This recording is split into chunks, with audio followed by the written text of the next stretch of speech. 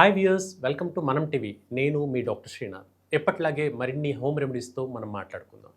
ఈరోజు మనం చెప్పుకోబోయేటువంటి టాపిక్ వచ్చేసి ఐ సైట్ సంబంధించిన అంశం అండి. చాలా మందిలో వయసుతో సంబంధం లేకుండా మనం ఈ సమస్యను చూస్తున్నాం. అంటే చూపు మందగించడం, సైట్ ప్రాబ్లం అధికంగా కనపడడం అనేది వయసుతో నిమిత్తం లేకుండా గమనిస్తున్నాం. 5 ఏళ్ల పిల్లల్లో కూడా పెద్ద పెద్ద అద్దాలు వాడుతున్నటువంటి రోజులు మనం గమనిస్తుంటాం. అయితే అందరికీ తెలిసిన అంశాలు ఈరోజు మనం మాట్లాడుకోవట్లేదు.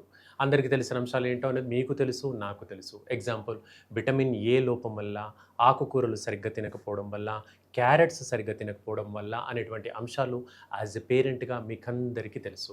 సో, మనం ఈరోజు కొంచెం కొత్తగా ఈ అంశానికి జాగ్రత్తలు ఏంటనేవి తెలుసుకుందాం. ఈ సైట్ ప్రాబ్లమ్ అనేది 5 నుండి వయస్సు 10 సంవత్సరాల లోపు పిల్లల్లో కొంచెం ఎక్కువగా కనపడుతుంది.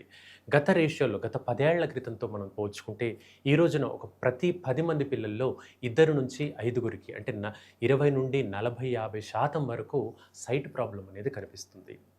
దీనికి గలటువంటి ప్రధాన కారణం ఏంటి అంటే జెనెటిక్ డిజార్డర్ అండి. అంటే ఫ్యామిలీ హిస్టరీలో మదర్‌కి గానీ, ఫాదర్‌కి కానీ సైట్ ప్రాబ్లమ్ ఉంటే పుట్టబోయే పిల్లల్లో 10 ఏళ్ల లోపే ఈ ప్రాబ్లమ్ వచ్చే అవకాశాలు ఎంతున్నాయి? 90% ఉన్నాయి. అంటే ఖచ్చితంగా సైట్ ప్రాబ్లమ్ యంగ్ ఏజ్‌లోనే వచ్చే అవకాశం ఎక్కువ ఉంటుంది. ఇక రెండవ కారణం ఏంటి? నెలలు నిండకుండా పిల్లలు పుడుతూ ఉంటారు. అంటే 9 నెలల ప్రెగ్నెన్సీ కాకుండా మా పిల్లవాడు 7వ నెలలోనే పుట్టాడండి, అందుకే కాస్త బలహీనంగా ఉన్నాడండి అనేటువంటి పేరెంట్స్‌ని మనం చూస్తుంటాం. సో, అలా నెలలు నిండక ముందే పిల్లలు 7 లేదా 8 నెలల్లో పుడితే కూడా ఈ రకమైన సమస్య వచ్చే అవకాశం చాలా ఎక్కువగా ఉంది. ఇక మూడవ అంశం, పిల్లల్లో బుద్ధిమాంద్యత అంటాం మనం.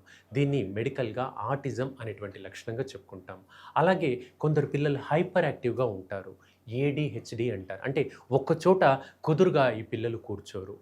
ఎంతసేపు ధ్యాస అనేది ఉండదు, కాన్సంట్రేషన్ ఉండదు. ఇలాంటి పిల్లల్లో కూడా మనం ఐసైట్ ప్రాబ్లమ్‌ని చూస్తుంటాం. ఇవన్నీ కూడా పలు ముఖ్యమైనటువంటి కారణాలుగా ఐసైట్‌ని మనం చెప్పుకోవచ్చు. వీటికి యాజ్ ఎ పేరెంట్‌గా మనం చూస్తుంటాం. క్యారెట్ జ్యూస్ ఇవ్వడం కానివ్వండి, ఆకుకూరలు అధికంగా ఇవ్వడం కానివ్వండి. సిటీల్లో పెద్దగా అవైలబుల్ ఉండవు, కానీ కొంచెం విలేజ్ నేటివిటీలో ఉంటే బచ్చల కూర అంటాం. ఈ ఆకులు కూడా కంటికి సంబంధించి సరైనటువంటి ఆరోగ్యాన్ని అందిస్తాయి. అలాగే సన్‌లైట్ ఎక్స్‌పోజర్ సరిగ్గా లేకపోతే కూడా మనకు విటమిన్ ఏ అనేది శరీరానికి అందదు. మనందరికీ తెలిసిందేంటి? సన్‌లైట్‌కి ఎక్స్‌పోజర్ అవుతే విటమిన్ డి అనేది శరీరంలో యుటిలైజ్ అవుతుందని. అంతేకాదండి, విటమిన్ ఏ కూడా అందడానికి సన్‌లైట్ ఎక్స్‌పోజర్ ఖచ్చితంగా అవసరం. సో, చూపు మనకు మంచిగా క్లియర్‌గా కనిపించేందుకు సన్‌లైట్ అనేది అవసరం. సో, వాటికి ఎక్స్‌పోజర్ లేకుండా క్లోజ్డ్ రూమ్‌లో ఎక్కువ కాలంగా ఉండడం మూలంగా కూడా మనకు కంటిపైన ఇంపాక్ట్ పడుతుంటుంది. ఇవి మనకు ఒక చిన్న పిల్లల్లో మనం తెలుసుకున్నాం. అంటే 10 ఏళ్ల లోపు పిల్లల్లో తెలుసుకున్నటువంటి జాగ్రత్తలు. ఇక పెద్దవాళ్ళల్లో యుక్త వయస్సు దాటిన తర్వాత చూపు మందగించడానికి కొన్ని కారణాలు ఏంటంటే అధిక పని గంటల ఒత్తిడి. అంటే మనకు నార్మ్స్ ప్రకారంగా ఒక వ్యక్తి సగటున 8 గంటల పాటు ఉద్యోగం చేయాలి. 8 గంటలు కాకుండా ఈ రోజుల్లో 12, 14 గంటలు పైగా మనం స్క్రీన్ టైం ఎక్కువగా ఉంది. ఇదివరకు రోజుల్లో మనకు మాన్యువల్ వర్క్‌తో నడిచేవి. ఇప్పుడు అలా కాదు. సిస్టమ్ వర్క్, ఫోన్ వర్క్ అనేది ఎక్కువగా జరుగుతుంది. అలా 8 నుండి 12, 14 గంటల పాటు ఎక్కువగా పనితీరు ఉండడం మూలంగా కంటి పైన ఇంపాక్ట్ జరిగి కనురెప్పలు పెద్దగా వాల్చకపోవడం మూలంగా ఆక్సిజన్ సప్లై అనేది కార్నియాకు అందదు. తద్వారా అది బలహీనపడి చూపు మందగిస్తూ వస్తుంది. సో, ఇన్ని కారణాలు ఉంటాయండి. మనం ఒక్క మాటలో పాలు, ఆకుకూరలు, ఎగ్స్ అనడానికి కాదండి. ఇన్ని రకాల కారణాలు ఉంటాయి. అలాగే కొందరికి చిన్న వృత్తి అంటే చేతి వృత్తి పనిచేసే వ్యక్తులుంటారు.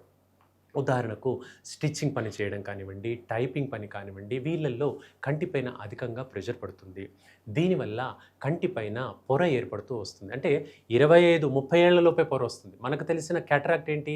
60 ఏళ్లకు ఏర్పడాలి కంటిపైన పొర. కానీ 25, 30 ఏళ్లలోనే కంటిపైన పొర ఏర్పడుతుంది. దీన్ని టెరీజియం అంటామండి. పీటీఈఆర్వైజీఐయుఎం టెరీజియం అంటారు.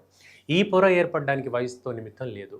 సో, ఇది ఏర్పడినటువంటి పిల్లల్లో కళ్ళు బాగా దురద, మంటలు, ఎరుపెక్కడం, కళ్ళు పడుకున్నా కూడా కళ్ళు మంటగా అనిపించడం, కొంచెం సేపు చదివినా కూడా అలిసిపోవడం, ఈ లక్షణాలు ఏర్పడతాయి.